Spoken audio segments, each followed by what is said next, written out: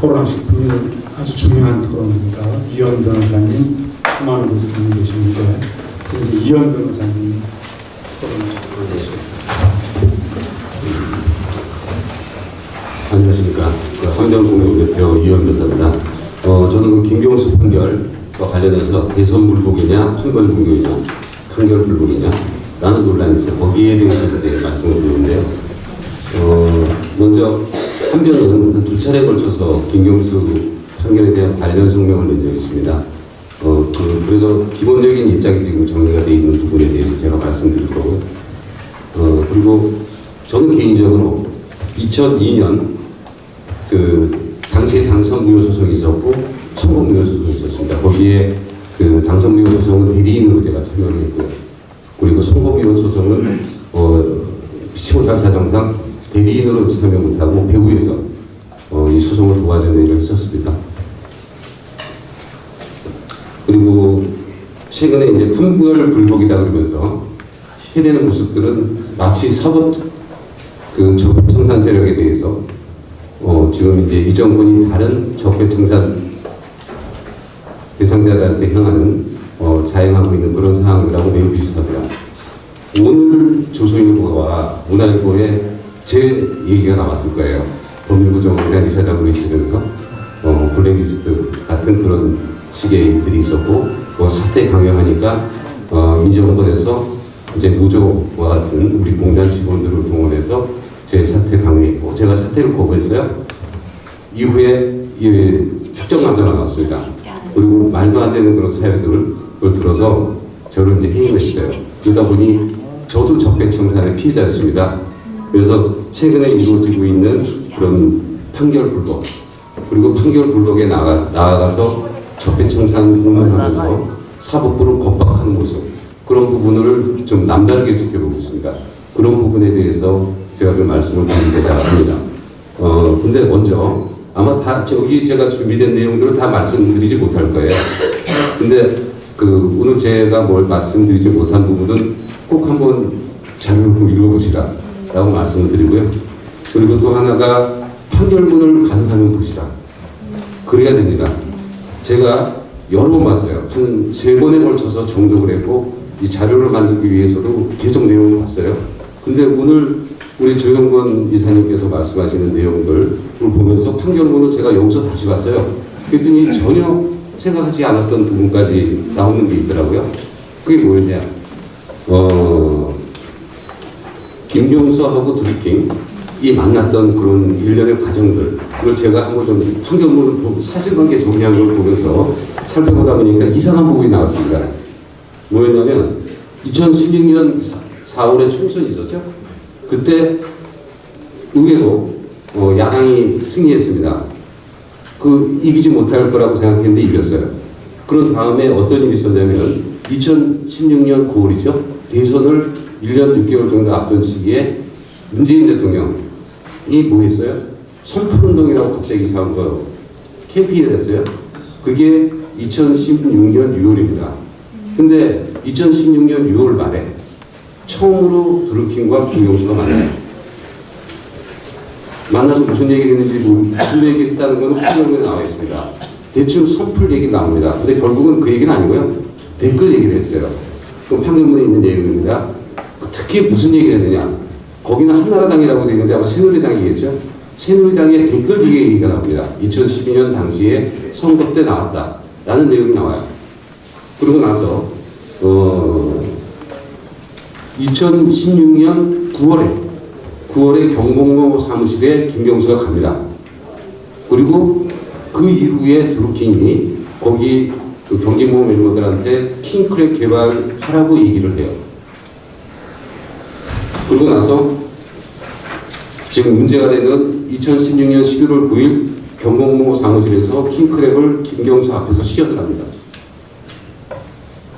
그리고요, 이후에 탄핵이 있었죠. 탄핵이 2016년 아마 12월 10일인가 뭐 그럴 건데 2016년 12월 14일 날 국회에서 드루킹하고 김경수가 만나요. 무슨 얘기를 했을까요? 그렇죠? 조기 대선의 가능성이 열렸다라고 볼 소지가 있죠. 그리고 그때 댓글의 중요성들이 굉장히 중요하게 다가오는 그런 시점이 됐습니다. 그리고 나서 1월부터 드루킹이 김경수 지사한테 재벌 개혁 보고라고 하는 것들을 계속 보냅니다. 재벌 개혁 보고에는 지금 어떤 얘기들이 나오느냐? 국민연금에 관한 그런 여러 가지 주장을 했다는 얘기가 나와요. 연기금 운영, 요즘에 스튜어트십 코드라고 얘기 들어보셨죠? 그리고 이제 왠지 그다음에 재벌 해체 주장을 했던 그런 내용들이 이제 문재인의 연설문에 이제 거기에 나온다라고 하는 것이죠. 그리고 나서 대선이 있었어요. 대선이 있었고 6월 7일 날 만나요. 6월 7일 날이면 그때쯤에 아마 김경수 지사는 인수위원회하고 비슷한 국정기획회의인가 뭐 그런 거 있었어요. 거기에서 주요 역할을 합니다. 무지무지하게 바쁜 사람이에요. 그런데 그럼에도 불구하고 만나요. 드루킹하고 김경수가. 그때 무슨 얘기를 했냐? 일본 대사 가려고 했어요. 근데 그 자리에서 일본 대사는 안 된다. 라고 해서 그때 오사카 총영사에 대한 얘기들이 그때 나오기 시작해요. 그러고 나서 2018년 1월이죠. 그때 센다이 총영사, 작년인 겁니다. 센다이 총영사에 대한 제안을 합니다. 특히 센다이 총영사는 제가 알기에는 대통령이 임명하는 자리로 알고 있어요. 대통령이 임명하는 자리 함부로 얘기할 수는 없고요. 이미 예정이 된 상태에서 그 위에 상당한 기간 또 실무 작업들이 있어야 돼요. 인사검증도 해야 되고 뭐 재산 부분도 살펴야 되는 부분도 나와요. 이거 아무나 얘기할 수 있는 거 아닙니다. 그리고 2월 말에 센다이 총영사에 관한 뭐 반발도 있고 하면서 결국은 이제 단절이 돼요. 그 일련의 과정들이 문 대통령과의 관련성이 그냥 엿보이는 부분이에요. 근데 제가 지금 드리고 싶은 말씀은 판결문을 보시라는 거예요. 거기에 해당이 있습니다. 저도 사실은 이런 일련의 과정에 관한 얘기는 아마 다른 사람 얘기하는 거 제가 못 들어봤어요. 제가 오늘 보다가 보니 이상한 부분이 나왔다는 거예요. 그리고 또 하나가 네이버는 피해자가 아니다. 오히려 이득을 봤다라고 우리 조 이사님께서 말씀을 하셨는데 저도 갑자기 생각이 나와서 윤영찬 국정홍보수석 찾아봤어요. 아시죠? 2017년 3월까지 네이버 부사장을 했던 분이에요. 어떻게 생각하세요?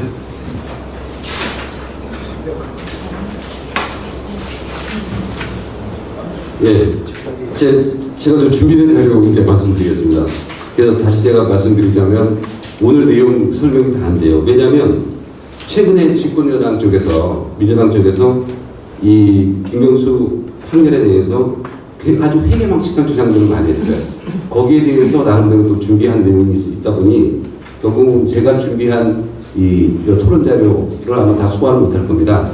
그래서 그 부분은 다시 한번 좀 읽어보시라 이렇게 제가 말씀드리겠습니다. 대선 불복에 대해서 이제 말씀드리자면요. 2002년 당선무효 선거무효 소송이 있었다고 제가 말씀드렸죠. 그 이후에 2007년 대선 그리고 2008년 총선이 있었죠. 그때 어떻게 됐습니까? 현 집권여당이 참패했어요. 그러고 나서 패족이라고 선언했어요. 그죠? 근데 난데없이 광우병 문제가 제기가 됐고요. 3개월 동안 도심을 마비를 시켰어요. 광화문 일대를. 그러면서 정권 타도까지 얘기했어요. 그게 대선불복이죠. 그리고 2012년 18대 대선에서 국정원 대변 사건이 터졌어요. 그때 민주당이 뭐라고 했어요? 3.15 부정선거를 능가하는 거라고 했어요. 특검 요구하고.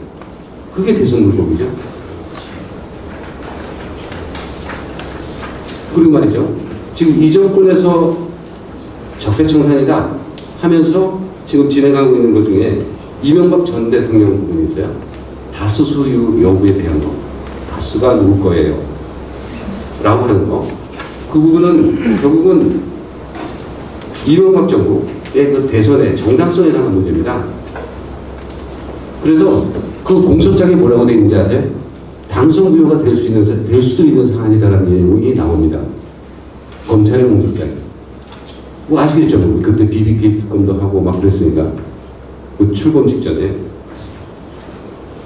그리고 이번 대선에 관련해서는 국정원 댓글 사건뿐만 아니라 오늘 판결 선고된 김관진 군 사이버 사령부가요. 거기 댓글 사건에 대한 것도 지금 이 정권에 말하자면 대선 불복이죠. 그러니까 대선 불복이라는 게 2002년 이전에도 좀 비슷한 얘기도 있었지만 2002년 이후에 끊임없이 계속해서 제기됐던 문제예요. 통과의례 같은 거.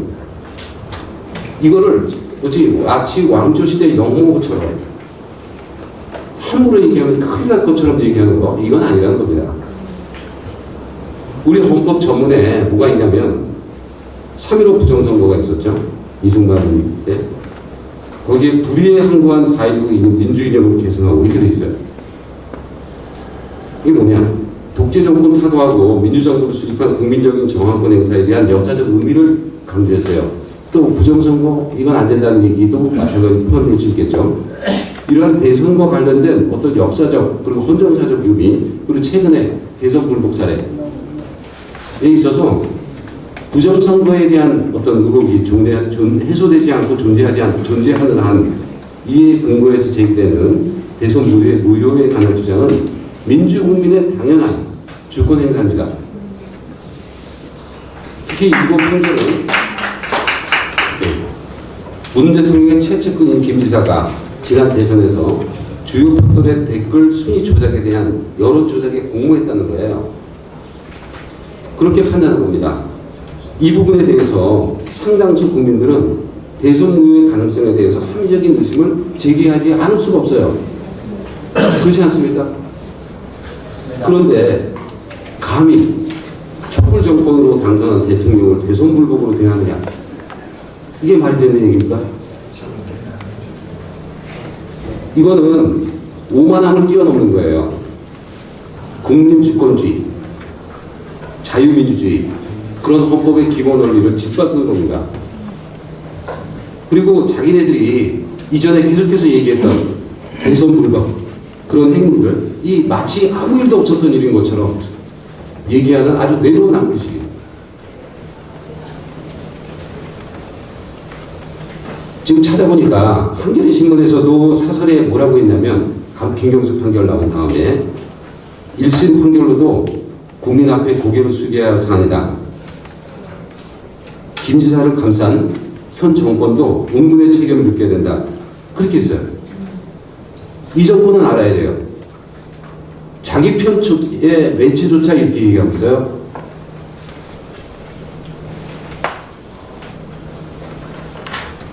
지금 집권 여당 쪽에서 얘기하는 내용 중에 이런 내용을 얘기를 하죠. 지금 뭐 계속 얘기가 나왔다고 그러지만 국정원 댓글 사건하고 비교하면서 그건 국가기관이 한 거고 이 드루킹 사건은 민간인이 한 거니까 이게 어떻게 차이가 비교가 될 수 있는 거냐 이렇게 얘기해요. 근데 말이죠. 댓글 작업한 숫자가 몇 배죠? 200~300배죠. 200~300배. 49만 개 통계도 있고 29만 개 통계도 있더라고요. 근데 29만 개 통계에 의하면 300배입니다. 그리고 또 하나 국정원 댓글 사건 관련해서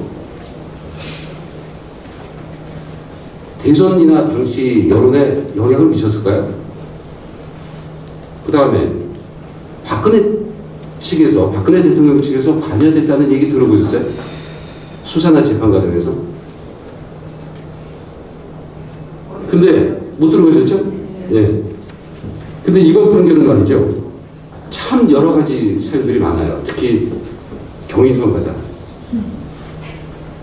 그러죠? 그 다음에 이제 재판 과정에서 문재인 대통령이 얘기하기를 경공무 너무 어려우니까 뭐라고 했죠? 경위선으로 해라. 라는 진술이 나왔다는 거예요. 뭐 이런 온갖 사유들이 계속 얘기가 돼요. 그 다음에 아까 제가 판결문을 이제 보다 보니 나왔던 그런 일련의 과정들이 또 있어요.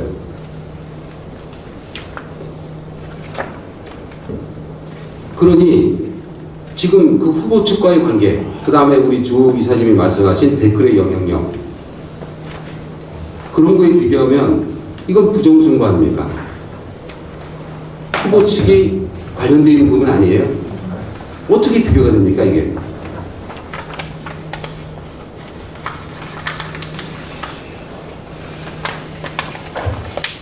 특히 이제 왜 법정 구속 얘기 좀 나왔어요? 오늘 보니까 이 김관진 그 전 장관은 법정 구속을 안 했고, 왜 김 지사는 왜 법정 구속했냐? 그게 이제 판사가 마음먹기에 다른 거죠.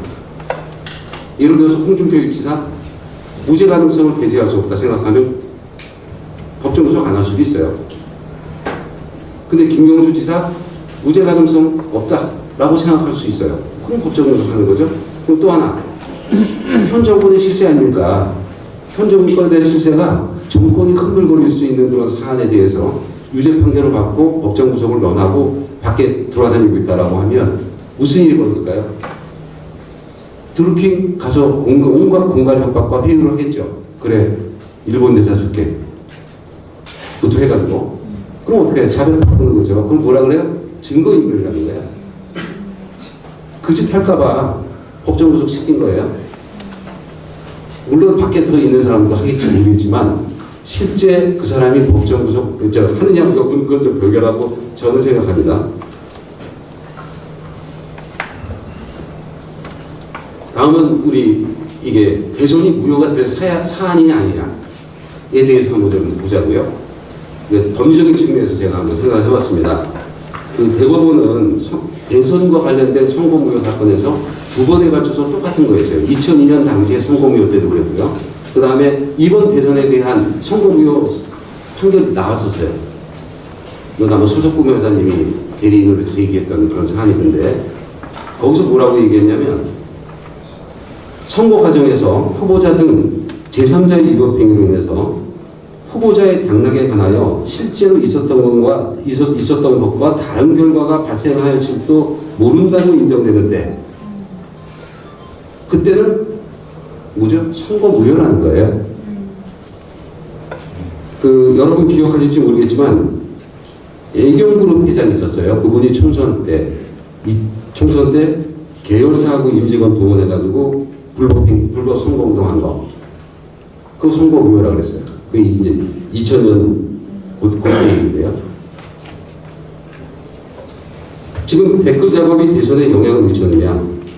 이 부분은 우리 조 이사님께서 말씀을 하신 것처럼 아마 이 자리에 계신 분 중에 영향을 미쳤다라고 생각 안 할 수가 없을 거라고 생각합니다. 저도 마찬가지예요. 특히 저는 국회에서 미디어위원회라고 있었어요. 종편, 그 다음에 인터넷 규제, 뭐 사이버 무역제, 뭐 이런 거에 대한 이제 논의를 하는데 제가 그 위원으로 있었습니다. 그러다 보니 이제 인터넷 규제나 뭐 이런 부분에 대해서 법제에 대해서 나름대로 좀 알고 있는 편입니다. 지금 우리나라에 지금 이제 댓글 하는 형식은 어떻게 돼요? 포탈 내에서 직접 하게 돼 있죠. 그게 인풋 방식이라고 보통 얘기하는데, 그게 굉장히 위험하다는 얘기를 많이 해요. 여론 조작, 여론 독점의 가능성이 있다. 그게 소위 말하는 언론 공학에서 제일 위험하게 보는 부분이거든요. 언론학자들 보면. 그래서 계속 나오는 게 뭐냐? 아우트풋이라는 언론사에 가서 댓글 달도록 하자라는 얘기를 해요. 그 다음에 지금 이제 미국 판례도 그렇고 미국의 이 경향도 그렇고 지금 유럽 연합 쪽에서 하는 얘기가 뭐냐면, 그 게시자한테 대한 책임을, 운영자한테 대한 책임을 강화해요. 안 되는 거는 삭제시켜요. 임의로. 지금 그 정도로 지금 하고 있는 거고요. 네이버는 말이죠. 다른데 네이트나인데도 다 마치 다이아몬드도 다 그랬고, 이건 판결문에 나와 있는 내용이에요. 어뷰징에 대한 이 방지 정지 정책을 써요. 굉장히 못하게 해요. 함부로 지금 여기 드루킹이 기계 만들어가지고 할 수 있는 거를 많이 한 거가 아니에요. 못하게 하는 거. 어뷰징 정책이라고 해서 한 사람이 댓글 달게 하는 거 못하게 하는 등등 온갖 그런 이제 그 댓글에 의해서 여론이 잘못되는 부분에 대해서 막으려고 굉장히 노력을 해요. 나는. 근데 그거를 피하는 방법이 바로 킹크랩 방식이라는 거예요. 그러니까 업무 방해한 거예요. 그래서 그걸 그렇게 이해를 하시고요. 저도 사실 굉장히 놀랐습니다. 대선 때. 문재인 후보의 유리한 의견들, 기사, 그리고 댓글이 너무 압도를 했어요. 그 당시에. 그 다음에 갑자기, 여러분들 기억하시죠?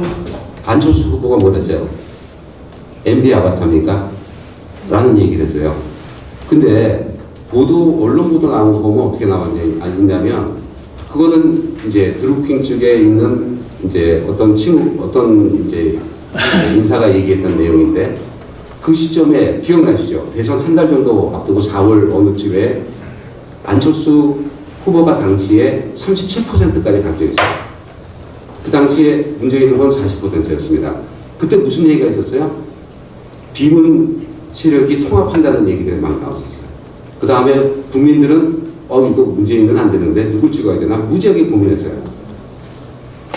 그때 뭐 했느냐? MB 아바타라고 하는 댓글과 그 공작을 드루킹이 했다 그래요. 실제로 5일 동안 집중적으로 해서 그 다음에 어떻게 됐느냐? 한 일주일 정도 지난 다음에 30%로 급락을 해요. 그리고 한참 떨어져 버렸죠. 이제 그러면 나 문재인 안 되는데 누구 찍어야 될까? 전략적인 선택을 해야 될 유권자들은 황당하게 된 거예요. 누굴 찍어야 될지 모르고 서로 이 사람 찍어야 된다, 저 사람 찍어야 된다 하고 맞이한 게 지난 대선입니다.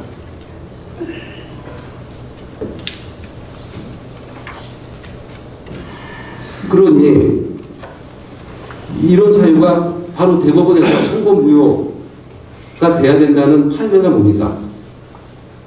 선거 결과에 영향을 미쳤을 가능성을 우리가 얘기해요. 있을지도 모른다고 인정돼도 이건 선거 무효라고 그러는데 이거는 미쳤을 가능성이 충분하고도 남습니다.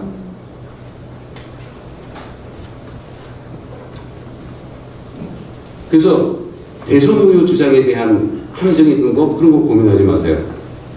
뭐 그렇게 얘기하는 사람들 다 고발할 거다 라는 식의 얘기를 할지도 몰라요. 이 정권은 온갖 것들을 다 하니까 인터넷 차단을 하고 심지어 얼굴 똑같은 아이돌 내지 말라고 이런 식의 얘기까지도 하는 그런 아주 황당무계한 정권이다 보니 5.18 왜곡하는 거 처벌하는 법을 만들고 세상에 황당무계한 짓들만 곤란하는 그런 정권이다 보니 무슨 짓을 할지 모르겠으나 이건 당당하게 맞서야 될 얘기입니다. 맞습니다. 네.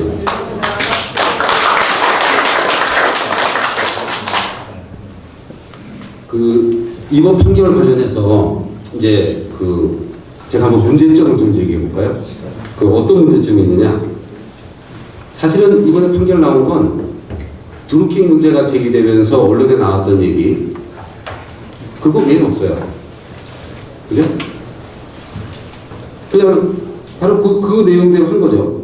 그 이유가 뭐냐? 특검법을 그렇게 만들었어요. 대상을. 뭐 인지되는 사실까지 하도록 돼 있지만 과연 이 시퍼렇게 살아있는 그 정권에 대해서 허위범 특권이 인지되는 사건까지 할 수 있었을까요? 그것도 허위범 특검의 한계죠. 언론에 나와서 빼도 박도 못하는 내용들, 이런 내용들을 정리한 겁니다. 그러다 보니 지금 제기되는 여러 문제에 대해서 어떤 특검이 해야 된다, 그 다음에 국정조사 해야 된다 라는 얘기가 안 나올 수가 없는 상황이에요.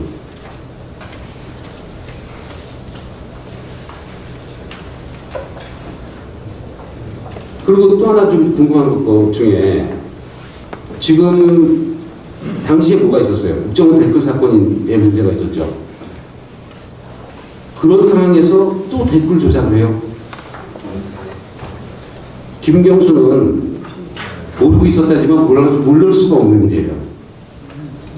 엄청나게 위중한 짓을, 범행을 저지르는데 행동을 하는 겁니다. 그 다음에 여기 판결문에 보면 비선 조직을 자처한다는 얘기가 나와요. 우린 지지 세력이 아니다. 비선 조직을 자처한다. 이런 얘기가 나와요. 드루킹이. 그 다음에 상당한 돈이 들어가요.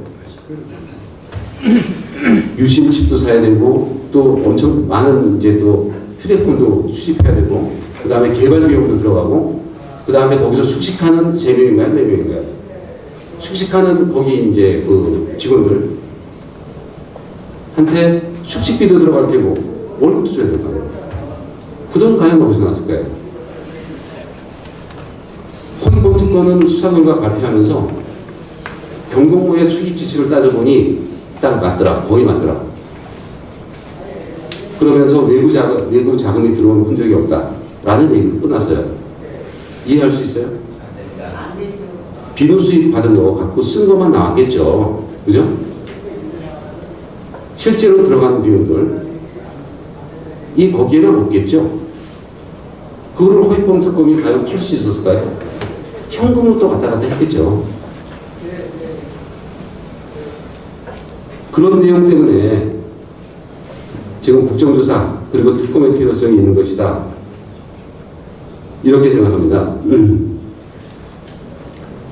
공소시효 관련해 갖고는 좀 뭐 약간 법리적인 문제이긴 한데 지금 김경수 지사와 공범으로 볼 수 있는 인물들이 지금 만약에 있다면 공범이 현재 지금 재판 중에 있잖아요. 그럼 재판 확정될 때까지는 공소시효가 정지됩니다. 그리고 공직선거법상의 공소시효는 6개월로 되어 있어요. 그래서 센다이 총영사 입직 제2가 지방선거법 관련해서 지금 그렇게 되어 있는데 대선하고도 관련될 수 있죠. 그러면 사실은 그 센다이 총영사직 제2가 대선과 관련해서 했다면 그때부터 공소시효가 진행되는 거예요. 원래는 선거일부터 진행되지만 어떤 행위가 그런 거에 대한 대가 행위가 또 있으면 그때부터 진행이 돼요. 그럼 그때부터 6개월이 가능한데 그리고 또 지금 이것도 지방선거 관련해서 지금 이제 센다이 총영사직 제외한 거라는가 하는데 대통령이 임명하는 그런 자리에 김경수 지사가 혼자 생각으로 제안했다? 그건 아니거든요. 누군가가 공범이 있어요. 그 공범에 대한 공소시효는 현재 지금 김경수 지사의 재판이 확정될 때까지는 중단되는 겁니다. 그 다음부터 진행이 돼요. 그리고 또 하나 지금 아마 김진태 의원이 아마 얘기했던 내용인 것 같은데 그 범인 도취의 경우, 범인 도피의 경우 뭐 적극적으로 내가 범인을 내세워가지고 이제 본범이 빠지는 경우 그런 경우에는 범인 도피에 해당된다라고 하는 뭐 법리가 있긴 하죠. 그런 법리에 의해서 범인 도피 교사죄에 해당되는 경우에는 아니라고 해요. 그 경우에는 집 공소시효가 3년으로 돼 있어요. 그러니까 이런저런 사유로 특검의 이 부분에 대한 조사가 필요하다라고 이제 생각합니다. 그 다음에 이 판결 불복 관련해서는 어저께인가요? 박범계 의원인가 우리 한변 토론회를 또 얘기를 했어요. 그러면서 여기서도 토론하고 뭐 비판하는데 우리는 왜 못하냐? 라고 얘기를 하더라고요. 근데 원래 그 판결에 대해서는 비판하는 거 가능하죠. 대신에 합리적이어야 되는 거고요. 그리고 범죄적인 비판, 이거 도를 넘어서는 안 되는 거예요. 그죠? 지금 민주당 쪽에서 제기하고 있는 판결 비판은 도를 넘었어요. 판사를 겁박하고 탄핵을 얘기하고 그리고 나아가서는 뭐기까지 얘기합니까? 보석 신청하는데 도정의 연속성을 위해서 석방되는 게 맞다고 본다. 라고 당시 이해찬 당대표가 얘기했어요. 이게 뭡니까? 이건 겁박이죠? 겁박. 판결 불복이 아니라 저는 법치 불복이라고 생각해요. 사법 불복이고 헌법 불복입니다.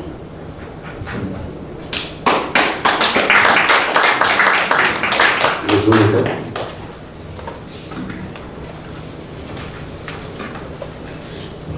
대선 불복이냐 아니면 판결 불복이냐 라고 하는 그런 부분들은 이제 국민들이 판단하고 이제 선택할 몫입니다. 합리적인 이유를 가지고 제기되는 대선 무효 주장에 대해서 지금 보이고 있는 그 집권 여당의 그 대응은 정말 왕조 시대 영모와 대선 불복을 동일시하는 시대 차후적인 그런 행태가 아닐 수 없습니다. 지금 문재인 대통령은 대선 여론조작에 대해서 어디까지 알고 있고 어디까지 관여했는지 국민과 역사 앞에서 솔직하게 답변해야 됩니다. 게다가 부정선거에 관여했다고 지금 함정인 의심을 받고 있는 데가 집권 여당이에요. 이런 사람들이 판결 불복하는 것도 모자라서 자기한테 불리한 판결했다고 해서 법관 탄핵까지 거론하면서 사법부도 하고 그러고 있어요. 당장 이 사법부 구성원과 국민들 앞에서 무릎 꿇고 사죄해야 되는 거다 이렇게 생각합니다. 만약에 그렇지 않는다면 여기 우리 법조인들 그리고 지식인들 그리고 우리 국민들이 강력하게 저항할 거다. 우리 헌법정문에 부정선거에 저항한 우리 국민들을 이념, 민주이념, 그 하나의 이념으로 바꾸겠다고 제가 말씀드렸잖아요. 그리고 준엄한 심판에 직면하게 될 거다. 이렇게 생각합니다. 지금 그 현재 그 판결과 관련해서 지금 제기되는 여러 가지 사안들은 제가 이제 시간상 말씀을 못 드리는데요. 다시 말씀드리자면 판결문을 보십시오. 다 있습니다. 지금 어제 그제 뭐 간담회하고 그리고 무슨 토크쇼 같은 거 얘기했던 내용들 변호인들이 다 주장했던 내용이고요. 그 내용에 대해서 판결문에 다 있어요. 제가 단적으로 얘기해서 드루킹이 미치지 않는 이상은 지금 시퍼렇게 살아있는 정권한테 불리한 진술을 했겠습니까? 생각을 해보세요. 그 다음에 가장 중요한 게 이거 할까요? 라고 했을 때 김경수가 고개를 끄덕였다 라고 하는 거 고개 끄덕이고 실제로 같이 옆에서 본 사람도 있어요. 누구냐? 둘이라는 사람. 그 사람이 일관되게 주장하고 있다고 하는 부분이 판결에 명시가 돼 있어요. 우리 실제로 맞고 다른 사람들은 김경수가 허락했다라는 얘기를 드루킹으로부터 들었다고 얘기한 겁니다. 근데 실제로 바로 그 자리에서 시연했던 둘이라는 사람, 그 사람은 고개 끄덕이는 거 봤다고 했어요. 여기까지 제가 말씀드리고요. 다시 말씀드리는데 오늘 여기 저희가 적은 이 토론의 자료 그리고 이 판결문을 꼭 읽어보시고 우리가 뭘 주장하고 어떻게 주장해야 되는지를 좀 다지는 게 필요할 것이다 이렇게 말씀드려서 제 토론을 마치도록 하겠습니다. 감사합니다. 네.